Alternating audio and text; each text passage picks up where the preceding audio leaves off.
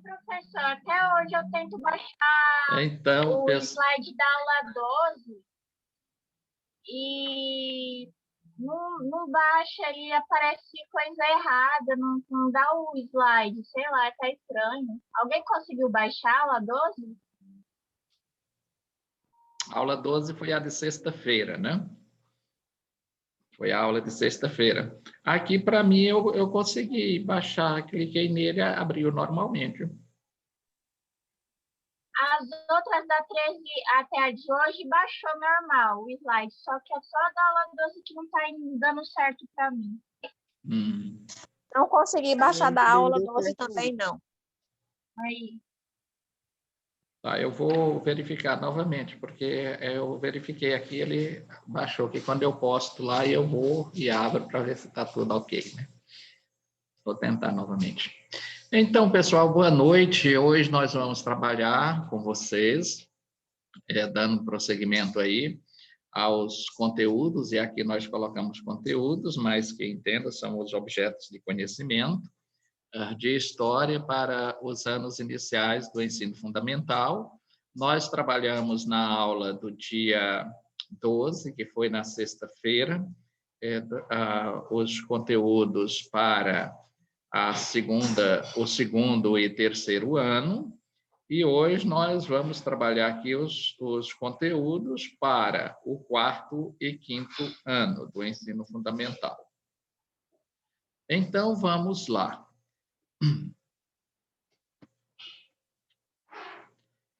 Aqui a gente observa que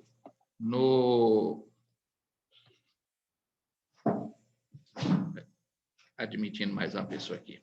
A gente observa aqui que no quarto e quinto ano, essa seleção dos conteúdos, ela deve ser realizada de modo a ampliar a compreensão de diferentes conceitos históricos, ao mesmo tempo em que deve ser introduzido novos conceitos associados às relações sociais. Vocês vejam que, por que aqui nós estamos colocando que deve ser ampliado, né? Vocês lembram que lá nós trabalhamos alguns conceitos de tempo, conceito de espaço, conceito de cultura, conceito de sociedade, né? E só que aqueles conceitos, quando se coloca lá no segundo e terceiro ano do ensino fundamental, são aqueles conceitos bem mais fáceis do estudante compreender, até pela faixa de idade dele. E aí aqui a gente deve compreender esse processo de ensino-aprendizagem em uma situação espiralada, né? Ou seja, eu trabalho um pouquinho dos conceitos aqui de forma mais sublime. Quando chega aqui no quarto e quinto ano, eu vou ampliar esses conceitos. E vou fazer esta ampliação, inclusive, fazendo a relação com outros lugares, outros espaços, outras sociedades, outros indivíduos, né? Para, de fato, alargar esta compreensão dos nossos estudantes em relação a essa aquisição, essa apreensão, que é para além do aprender, né? Aprender, eu aprendo, né? E a apreensão é quando eu aprendo e coloco em prática esta aprendizagem, né? Então, o estudante aqui, ele vai aprender esses conceitos e, ao mesmo tempo, já praticá-los na sua cotidianeidade, né? Então, vejam só, aqui nós temos, e aí eu busquei lá os PCNs, né? Porque, de fato, vocês lembram que eu falei que os PCNs, muito embora tenham sido muito criticados por alguns, não vou dizer cientistas, mas por alguns professores, né? Acerca dessa, porque para muitos que os criticavam, achava que o governo federal estava querendo homogeneizar o ensino em todo o país, sem considerar as peculiaridades de cada região, as questões relacionadas às diferentes etnias, né? Então, levava-se sempre esse discurso para a discordância, né? No entanto, aqui, o que nós vemos em relação a essa questão é que nos PCNs, eles nos destacam aqui algo interessante, né? Veja que aqui em relação a esses conteúdos, que diz a particularidade do segundo ciclo, aí por que os PCNs trabalham aqui falando em segundo ciclo, né? Porque eles pegaram por base alguns estados que trabalham dessa forma, com ciclo, né? Trabalham, de fato, com ciclo, né? E aí, o primeiro ciclo é considerado o segundo e terceiro ano, e o segundo ciclo é considerado o quarto e quinto ano, né? Então, veja que ele já coloca que a particularidade aqui do segundo ciclo reside no fato de o aluno dominar melhor a linguagem e a escrita. E, de fato, esse processo, porque aqui o estudante ele já está praticamente alfabetizado, ele já tem um melhor domínio sobre a linguagem, sobre a leitura, sobre a escrita, né? E isso se dá também pelas experiências, de possuir experiências de trocas, essas trocas de informação, já tem vivenciado diversos movimentos, já tem passado por um processo de maturidade ou maturação em relação a novos questionamentos que vão se colocando, né? Aí vem essa parte, ele já consegue ter uma compreensões e trabalhos com ordenação temporal, ele já sabe que você passa uma atividade aqui, essa atividade tem que ser respondida para trazer de acordo o que for tratado, né? Aquelas regras de convivências que são estabelecidas entre o professor e os estudantes.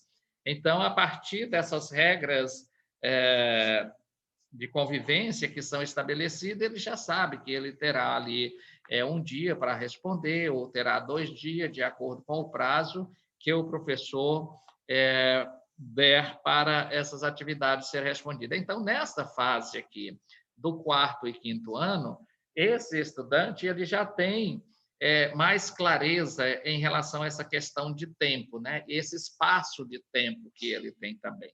Se estivermos trabalhando com a questão de um trabalho em grupo ou de uma atividade física, para, a partir dessa atividade, se puxar para a discussão dos conteúdos ou objetos de conhecimento, ele também já tem uma melhor noção desses espaços físicos também, né?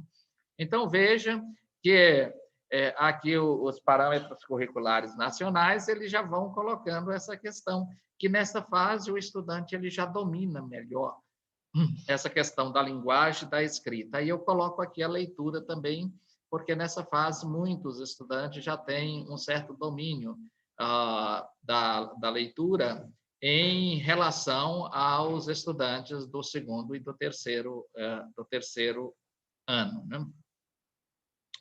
Aqui, para o segundo ciclo, né, o PCN continua trabalhando com essa questão de ciclo, e aí ele vai colocar que para o segundo ciclo do ensino fundamental, vem destacando aí como eixo temático a história das organizações, né? Quando fala história das organizações, vai entrando aí todas as estruturas organizacionais, né? E aí como a gente vai, ou como os parâmetros curriculares nacionais trazem esses conteúdos, e lá eles chamam mesmo de conteúdos, e aí eu volto a dizer, onde está posto conteúdos, por ser citação, vamos traduzi-los por objetos de conhecimento, né? Observe aqui que os conteúdos de história para o segundo ciclo, ou seja, para o terceiro e quarto, ou para o quarto e quinto ano, eles enfocam as diferentes histórias que compõem as relações que são estabelecidas entre a coletividade local e outras coletividades, né?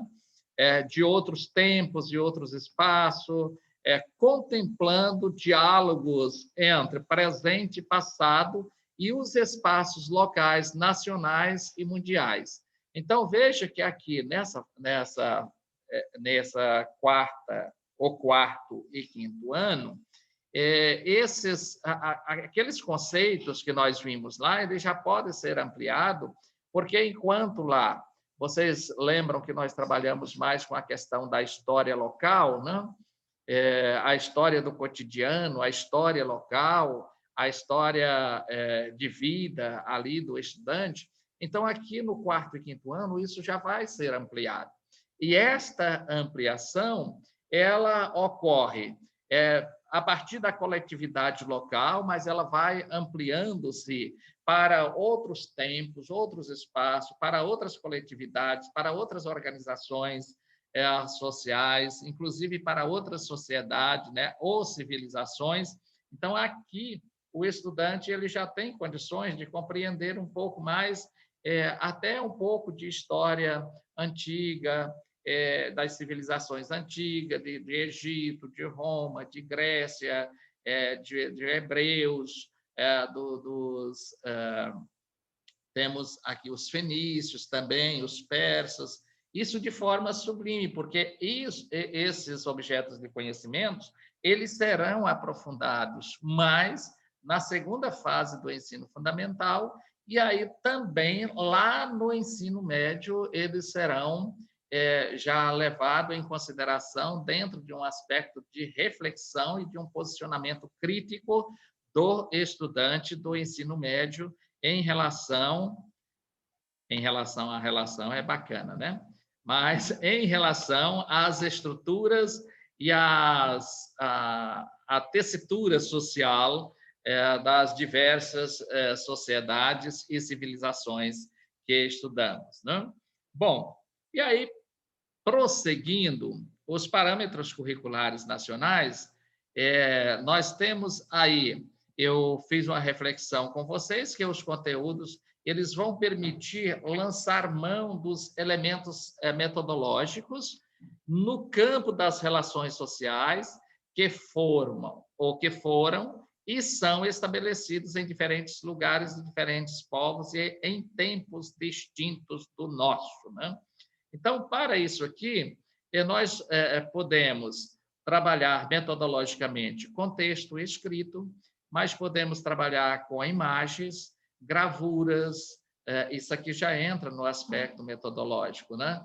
Gravuras, podemos trabalhar, inclusive, com alguns objetos. Por que é interessante irmos a um museu, né? Por que é interessante, inclusive, levar os estudantes aí, aqui ao NUTA, por exemplo, aqui em Porto Nacional, onde tem lá urnas dos indígenas, aí de mais de 5 mil anos, né, que foram encontrados nas escavações quando foi para fazer as usinas hidroelétricas, tanto de Estreito quanto a de Peixe Angical, né? E aqui também de Luiz Eduardo Magalhães, que é a nossa usina do Lajeado, né? Então, tem esses resquícios lá. Então, isso é muito bacana, porque isso é uma metodologia de ensino, né? Quando se pega esses objetos, ou se não temos esses objetos, mas temos ali gravura nos livros, nós teremos, inclusive, uma aula sobre o livro didático, né? E aí vamos discutir bastante essas questões. Então, isso metodologicamente, você pega o texto escrito, apresenta as gravuras, apresenta alguns objetos, né?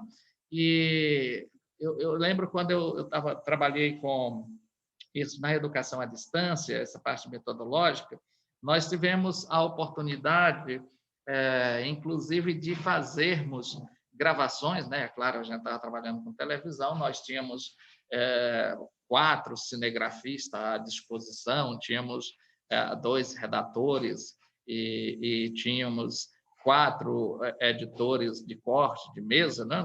Para os estúdios. Teve uma época que nós chegamos a 6, né? Profissionais, e então facilitava a nossa vida, né? E nós fomos trabalhar a história da cidade, para trabalhar essa questão da história local. E eu tive a oportunidade, eu até tinha essa aula gravada, mas infelizmente era naquelas fitas, né? Veja como o tempo voa, né? Ali de 2003 para cá, olha, o tempo passou, as fitas criaram mofo e perderam-se. Mas nós tivemos a oportunidade de visitar o Tribunal de Justiça, fazer gravações, apresentando o prédio do Tribunal de Justiça, depois dizer o que se discutia ali, qual era aquele espaço, para se trabalhar aquela estrutura dos poderes, né, do Legislativo, do Executivo, do Judiciário. Filmamos na Assembleia Legislativa, né, alguns espaços, alguns gabinetes, no Tribunal de Justiça, a Câmara Civil, a Câmara Criminal, a primeira turma, a segunda turma, a porta do gabinete dos desembargadores. Fomos até a Câmara Municipal, pegamos ali a ata de criação de Palmas, né? Ou seja, quando transferiu a sede de Taquarussu do Porto mudou o nome da cidade, de Taquarussu do Porto para Palmas, o nome da sede do município, e Taquarussu, que era a sede do município, foi transformada em um distrito. Então, nós pegamos as atas da Câmara Municipal, que fez aprovou essas mudanças todas, e aí para trabalhar a função do Poder Legislativo, né? Então, veja, a gente vai trabalhando com essas questões que são local, e isso no segundo e terceiro ano. E aqui nós vamos trabalhando de forma mais ampla, já vamos trabalhando a questão do Poder Judiciário a nível do Supremo Tribunal Federal, de Superior Tribunal de Justiça, já vamos trabalhando a questão das decisões que aqui trabalhamos da Câmara, e da Assembleia, já vamos trabalhando a nível de Congresso Nacional. Então, vai se alargando esses espaços de conhecimento e essas construções. E isso nós precisamos, a partir daí, também ir para outros povos, né, para outros países, trabalhar como essa estrutura lá, essa estrutura de governo, que é o executivo, o legislativo, o judiciário, já verificar alguns países que ainda existe o poder monárquico, ainda é a monarquia, a Inglaterra é exemplo disso. Temos aí a Rainha Elizabeth, já com mais de 90 anos, mas é a monarca, e aí o príncipe Charles, que é o sucessor a assumir o trono, né? Então, a gente vai trabalhando, vai alargando isso, né? Aqui no quarto e quinto ano. Por isso, nós colocamos que esses conteúdos eles permitem a gente lançar mão de elementos metodológicos. E eu dei esse exemplo para vocês, mas se você não tem uma câmera, não tem um cinegrafista para fazer essas filmagens, você pode também fazer pequenos vídeos, né? Até mesmo, se for o caso, nesses espaços, com o próprio celular, e depois passar esses vídeos para os estudantes, ou fotografar, né, esses locais e trabalhar isso aí. São aspectos metodológicos que a gente pode trabalhar, né? E se estiver, mas aí vocês dizem, se a gente estiver trabalhando na zona rural, que não temos, aí vamos trabalhar com imagens, né, com as gravuras, mas o importante é que nós temos essas possibilidades metodológicas para trabalharmos, né? Vejam aqui que, ao se apropriar do conceito de tempo que nós trabalhamos lá, o tempo histórico, o sujeito histórico, o objeto histórico, né? Aqui, se tiver essa apropriação desse conceito de tempo, de acordo com a compreensão histórica, né? Claro, que nós vamos compreender o tempo dentro dessa concepção histórica, aí sim o professor e o estudante passam a construir novos conhecimentos, né? Por exemplo, nós temos aí uma definição e fatos históricos que aconteceram, digamos, lá na Primeira República, né? E aí vocês precisam saber qual o tempo que envolveu aí a Primeira República, né? Que foi desde a proclamação de 1889, mais especificamente 15 de novembro, né, de 1889. Por isso que o 15 de novembro é considerado o dia da proclamação da República, e trazemos isso até 1930, que foi quando o Getúlio Vargas assume ali o poder, né? E ali tem toda uma movimentação e tem, inclusive, uma mudança da Constituição, que aí ele estabelece ali, com o apoio dos pioneiros da educação nova, isso para o lado da educação, e nós vimos isto lá na história da educação, e aí vem, por outro lado, para dar uma satisfação aos empresários também, né? E aí admite que aquela Constituição lá de 1891 já estava ultrapassada, então precisava de uma nova Constituição. E aí foi essa nova Constituição que ampliou os direitos do cidadão. E aí nós tivemos esse governo aí do Getúlio a partir de 1930, o governo provisório, aí ele foi eleito em 32, e aí tem a Constituição em 1934, e ele governa com essa Constituição, aí já partindo para essa nova república, né? Considerando ser uma nova república, porque estava com a nova Constituição. Então, para trabalhar, por que eu estou falando isso e pontuando bem do ponto de vista de fatos históricos? Porque você vai contextualizar, ver como alguns aspectos, alguns acontecimentos históricos que ocorreram lá naquela época, né? E aqui, o que está acontecendo neste momento? Lembram que nós temos sempre que fazer essa relação do presente, passado e futuro, né? Para poder fazer com que o nosso estudante ressignifique os objetos de conhecimentos que estão vendo, sabendo de que nós não estamos construindo o que acontece não é resultado só das nossas ações daqui, do agora. Mas o que está acontecendo hoje são resultados de ações que foram praticadas ao longo desse processo histórico e que nos deu a possibilidade de termos uma estrutura social da forma que temos hoje. E aí, está tudo bem neste hoje? Se não está tudo bem, o que tem aqui? Lembram que nós falamos de mudanças e permanências, né? O que foi que mudou? E o que é que está permanecendo como naquela época, né? Então, a partir dessas discussões e dessas reflexões, vão sendo construídos novos conhecimentos. Vejam, certo de que o ensino de história não pode ter como base somente a compreensão da história como narrativa das civilizações e sociedades do passado.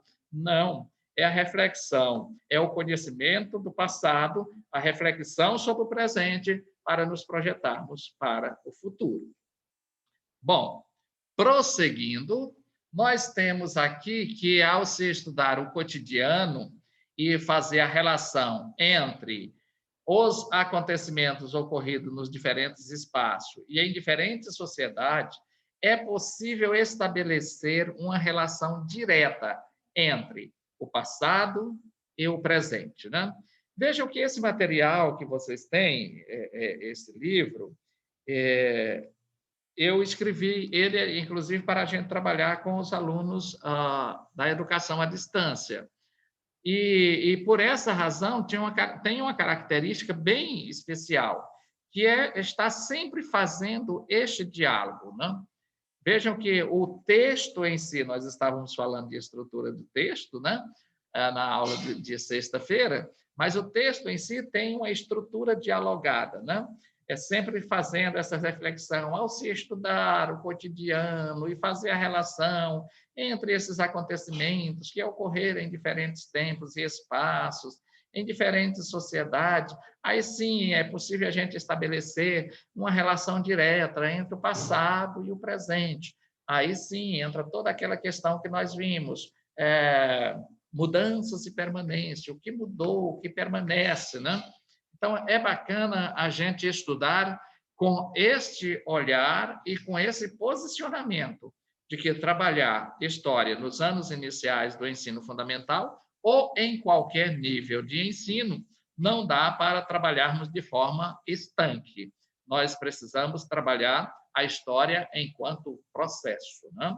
E como processo, ela vai ocorrendo, vai transformando, vai ocorrendo permanência, vai mudando estratégias, mudando metodologias, mudando objetos de estudo e mudanças de formas didáticas, que nós vamos estudar a didática para o ensino de história na próxima aula de amanhã. Vamos falar sobre didática e metodologias para o ensino de história, né?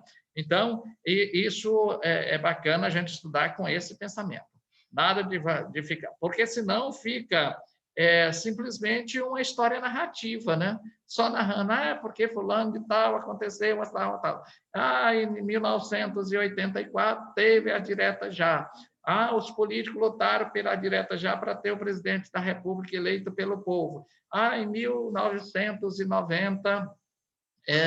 nós conseguimos eleger o presidente da República pelo voto direto. Tá, e o que mudou, de fato, em relação ao atendimento à sociedade? Com o presidente eleito pelo voto direto ou o presidente eleito pelo Congresso, pelo voto representativo do Congresso Nacional? O que, de fato, mudou, o que, de fato, alterou? Então, lembram do posicionamento crítico que nós falávamos?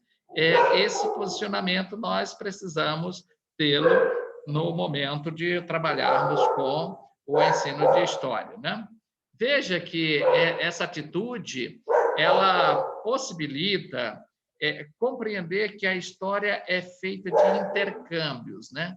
Ou seja, vamos fazendo intercâmbio do passado e o presente e nos projetar para o futuro. E dentro dessa concepção de uma construção histórica em um contexto de intercâmbio ou de fazermos as relações passado-presente para nos projetarmos para o futuro, levamos em consideração esses intercâmbios humanos do ponto de vista artísticos, do ponto de vista cultural, do ponto de vista econômico, do ponto de vista político, né? E também do ponto de vista social, né?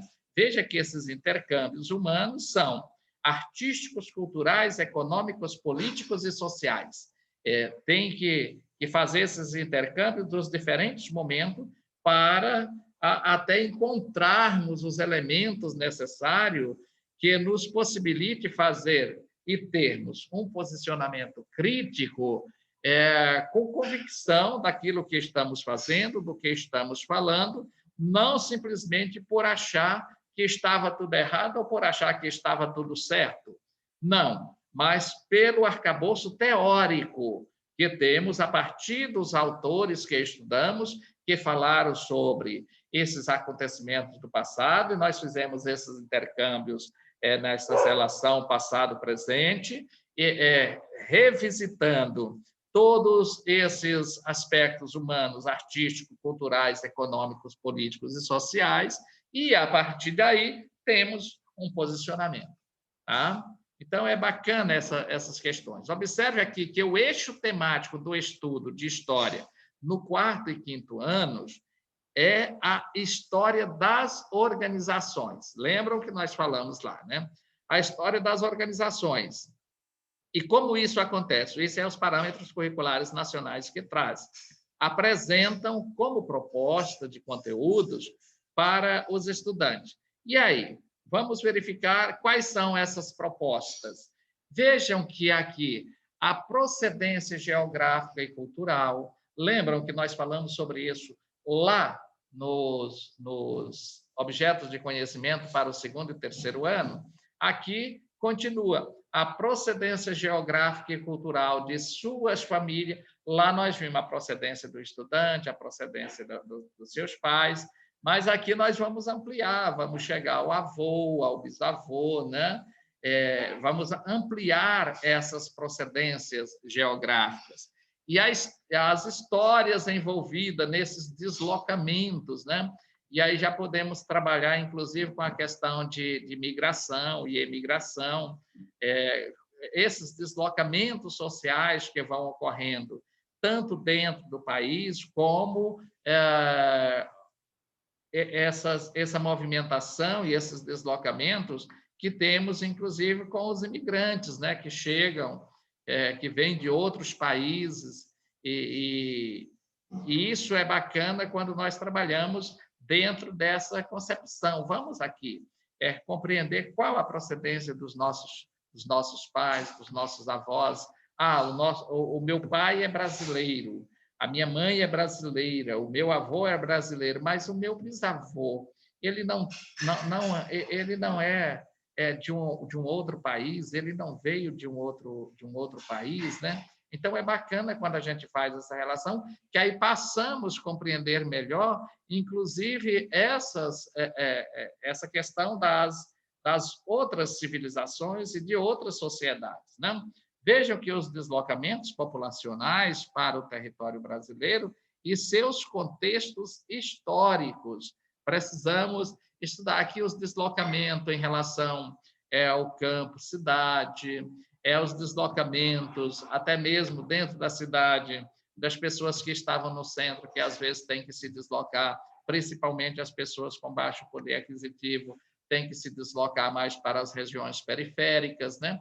Então, esses deslocamentos populacionais dentro do território brasileiro e nos seus contextos históricos. Por exemplo, aqui Palmas, nós tínhamos uma zona rural, mas existia nessa região aqui, parece-me que 4 fazendeiros, né?